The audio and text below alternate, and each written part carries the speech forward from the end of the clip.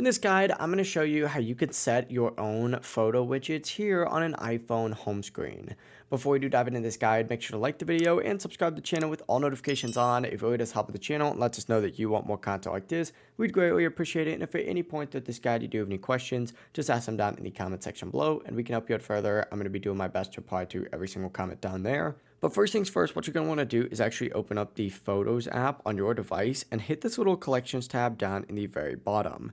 From here, you're going to want to go ahead and scroll down till you see this option for albums and hit on the Albums tab and select this little plus icon up in the very top and create a new album. Name that album, add some photos, and from here, what you're going to want to do is actually back out to the home screen and just hold down on your home screen and select this little edit option up in the top left.